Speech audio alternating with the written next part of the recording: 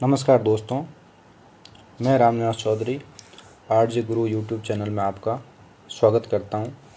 आज हम पढ़ेंगे राष्ट्रीय आय की अवधारणाएं, जीडीपी, ग्रोस डोमेस्टिक प्रोडक्ट अर्थात सकल घरेलू उत्पाद, एनडीपी, शुद्ध घरेलू उत्पाद, जीएनपी, सकल राष्ट्रीय उत्पाद और एनएनपी, शुद्ध राष्ट्रीय उत्पाद। तो हम राष्ट्रीय आय की जो अवधारणाएं जीडीपी, जीएनपी, एनएनपी और एनडीपी को समझने से पहले इनसे संबंधित जो महत्वपूर्ण शब्दावलियाँ है उनको समझने की कोशिश करते हैं। आगे हम इनको बहुत ही डिटेल में और उदाहरण से समझने की कोशिश करेंगे। इसमें पहली शब्दावली है एनएफआईए अर्थात विदेशों से प्राप्त शुद्ध साधन आय। दूसरी महत्वपूर्ण शब्दावली है डेप्रिसिएशन अर्थात मूल्यह्रास क्या होता है।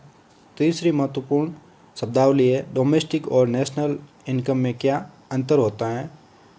चौथी शब्दावली है ग्रोस और नेट इनकम में क्या फ़र्क होता है। पांचवी महत्वपूर्ण शब्दावली है मार्केट प्राइस और फैक्टर कॉस्ट में क्या अंतर होता है। और हमारी अंतिम जो महत्वपूर्ण शब्दावली होती है वो है सब्सिडी। सब्सिडी से क्या तात्पर्य होता है, किस प्रकार सरकार वित्तीय सहायता के द्वारा सब्सिडी देते हैं।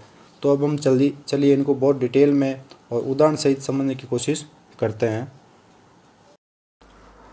अब हम महत्वपूर्ण शब्दावलियों को स्टेप बाय स्टेप एक एक करके बहुत ही सरल भाषा में समझने की कोशिश करते हैं। तो पहली शब्दावली है NFIA net factor income from abroad अर्थात विदेशों से प्राप्त शुद्ध साधन आय। इसकी परिभाषा है एक देश के नागरिकों द्वारा विदेशों से प्राप्त कुल साधन आय तथा अपने देश में रहने वाले विदेशियों को चुकाई गई कुल साधन आय के अंतर से है।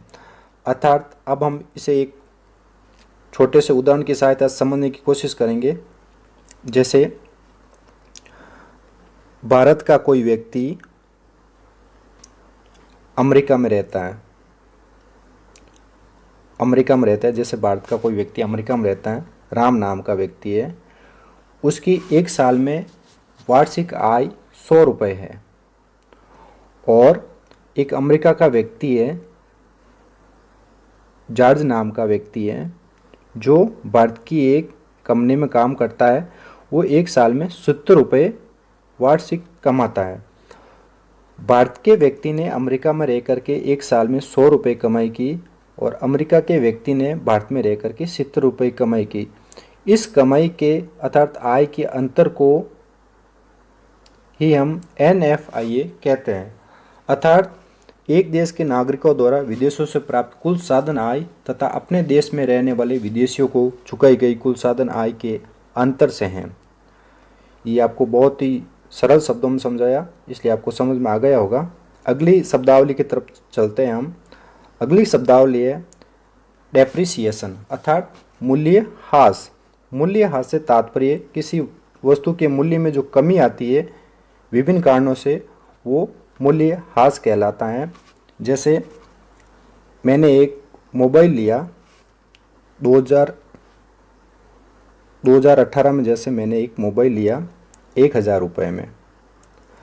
आज उस मोबाइल की कीमत अर्थात 2022 में उस मोबाइल की कीमत 500 रुपये रह गई। अर्थात उस मूल्य में जो कमी आई वही मूल्यह्रास कहलाता है। मूल्यह्रास होने के कई कारण हैं, जो जैसे पुराना हो जाना, टूट फूट जाना, या फिर आउट ऑफ फैशन हो जाना, या फिर कोई नई टेक्नोलॉजी के आ जाने से उसमें कमी आ जाना, इसे ही मूल्यह्रास कहलाता है। ये भी आपके जो मूल्य में जो कमी आई है वो मूल्यह्रास कहलाता है। अब हम अगली शब्दावली की तरफ चलते हैं। अगली शब्दावली है डोमेस्टिक अर्थात घरेलू। जो इनकम भारत के अंदर अर्थात घरेलू सीमा के अंदर अर्न की जाती है, चाहे वो भारत का नागरिक हो या विदेशी नागरिक हो, वो आय घरेलू इनकम कहलाती है। जैसे भारत के अंदर भारत की कंपनियां भी काम करती है, जैसे टाटा हो गई, रिलायंस हो गई, अनेक कंपनियां काम करती है। चाइनीज़ कंपनियां भी भारत में काम करती है, जैसे वीवो हो गई, ओप्पो हो गई, अमेज़ॉन हो गई, फ्लिपकार्ट हो गई, जैसे अनेक विदेशी कंपनियां भी भारत में काम करती है। इन सब की जो आय होती है वो भारत की घरेलू आय कहलाती है। अर्थात इनकी जो जैसे भारत की कंपनियों ने भारत में रह करके एक साल में 100 रुपये कमाए और विदेशी कंपनियों ने भारत में रह करके जो 100 रुपये कमाए, इन दोनों की जो संयुक्त रूप से जो आय होती है वो घरेलू आय कहलाती है। घरेलू आय में हमेशा विदेशी व्यक्तियों और विदेशी कंपनियों की आय भी जोड़ी जाती है, क्योंकि जो विदेशी कंपनियां भारत में काम करती है वो भारत सरकार को टैक्स के रूप में पैसे भी देती है और भारत के लोगों को रोजगार भी देती है। अर्थात घरेलू से तात्पर्य घरेलू सीमा के अंदर जो आय होती है, चाहे वो भारत का नागरिक हो या विदेशी नागरिक हो, उसे घरेलू आय का कहा जाता है। अगली परिभाषा की तरफ हम चलते हैं। अगली परिभाषा है नेशनल अर्थात राष्ट्रीय। वो इनकम जो केवल भारत के व्यक्ति ने अर्न की हो, चाहे भारत में अर्न की हो या विदेश में, वो इनकम राष्ट्रीय आय कहलाती है। इसे भी हम एक उदाहरण की सहायता से समझने की कोशिश करते हैं। जैसे एक भारत का व्यक्ति है, अमेरिका में काम करता है, राकेश नाम का व्यक्ति है, अमेरिका में रहता है और वार्षिक रूप से 100 रुपये कमाता है। इधर भारत में एक व्यक्ति है, रमेश, वो भारत में रह करके 100 रुपये कमाता है, या भारत की जो कंपनियां हैं, टाटा है, रिलायंस है, वो सब मिल करके जैसे 100 रुपये कमाती है। तो इन सब की जो आय का योग होता है वो राष्ट्रीय आय कहलाती है। अर्थात जो केवल भारत के व्यक्ति ने अर्न की हो, चाहे भारत में अर्न की हो या विदेश में, वो इनकम राष्ट्रीय आय कहलाती है। अर्थात राष्ट्रीय आय में जो विदेशी कंपनियां होती है उनकी आय को इसमें राष्ट्रीय आय में हमेशा नहीं जोड़ा जाता है। इसमें केवल भारत के व्यक्ति की जो आय होती है, चाहे देश में हो चाहे विदेश में हो, उन सबको जोड़ करके जो आय होती है वो राष्ट्रीय आय कहलाती है। अर्थात अब हम समझते हैं factor cost and market price में अंतर को समझने की कोशिश करते हैं। फैक्टर कॉस्ट से तात्पर्य साधन लागत और मार्केट प्राइस से तात्पर्य बाजार मूल्य। यह हम एक छोटे से उदाहरण की सहायता से समझने की कोशिश करते हैं। जैसे किसी व्यक्ति ने एक पेन बनाने की फैक्ट्री खोली, तो उसे पेन बनाने की फैक्ट्री खोलने के लिए सबसे पहले तो ज़मीन की ज़रूरत होती है, अर्थात एक दुकान की ज़रूरत होती है या भवन की या फैक्ट्री की ज़रूरत होती है। तो उस भवन, मकान या दुकान के लिए वो सबसे पहले तो किराया चुकाएगा 2 रुपये। उसके बाद मजदूरी करने के लिए जो लेबर खर्च होता है उसको 2 रुपये चुकाएगा। उसके बाद जो कच्चा माल आता है पेन बनाने के लिए, उसके लिए 2 रुपये वो चुकाएगा। उसके बाद उसका प्रॉफिट वो उसमें जोड़ेगा। अर्थात कोई व्यक्ति फ्री में तो कोई काम करेगा नहीं, प्रॉफिट के लिए काम करेगा। तो मान लो उसका 2 रुपये उसका प्रॉफिट है। अर्थात इन सबको जोड़ने के बाद जो कुल साधन लागत होती है, किसी वस्तु को निर्माण करने में जो साधन लागत होती है वो 8 रुपये हुई। तो ये उसकी 8 रुपये उस पेन की साधन लागत हुई। उसके बाद सरकार उसके ऊपर 2 रुपये टैक्स के रूप में ले लेती है। 8 रुपये में 2 रुपये जोड़ने के बाद जो उसका जो टोटल मूल्य होता है वो 10 रुपये हो जाता है। अर्थात 10 रुपये बाजार मूल्य है और जो 8 रुपये है वो उस पेन का साधन लागत है। ये भी आपके समझ में आ गया होगा। बहुत ही सरल शब्दों में समझाने की कोशिश की मैंने। अब हम ग्रॉस इनकम अर्थात सकल आय को समझने की कोशिश करते हैं।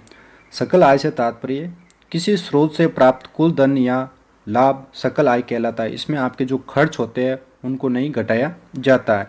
इसे हम एक उदाहरण की सहायता से समझने की कोशिश करेंगे। जैसे किसी व्यक्ति ने एक दुकान खोली कपड़े की, उस कपड़े की दुकान से उसको वार्षिक रूप से आय होती है 1000 रुपये, परंतु उसको दुकान चलाने के लिए उसे हर महीने दुकान का रेंट देना पड़ता है, लाइट बिल का जो खर्च आता है वो भी देना पड़ता है। परंतु उसमें जो खर्च होता है सकल आय में जो उसको खर्च होता है उसको नहीं घटाया जाता है। केवल कुल धन या लाभ भी सकल आय कहलाता है। अर्थात उसने जो एक साल में जो उसकी कमाई हुई 1000 रुपये, वो उसकी सकल आय हुई। अब हम नेट इनकम अर्थात शुद्ध आय को समझने की कोशिश करेंगे। शुद्ध आय से तात्पर्य कुल आय में से यदि सभी खर्चों को घटा दिया जाए तो उसके बाद जो बचा हुआ धन होता है वो आय शुद्ध आय कहलाती है। इसे हम एक छोटे से उदाहरण की सहायता से समझने की कोशिश करेंगे। जैसे किसी व्यक्ति के कपड़े की दुकान है, उस कपड़े की दुकान से उस व्यक्ति को एक साल में 1000 रुपये का प्रॉफिट हुआ टोटल। उसके बाद उसे उस दुकान का उसने 200 रुपये उसने रेंट चुका दिया हर महीने का, क्योंकि उसने दुकान किराए पे ली।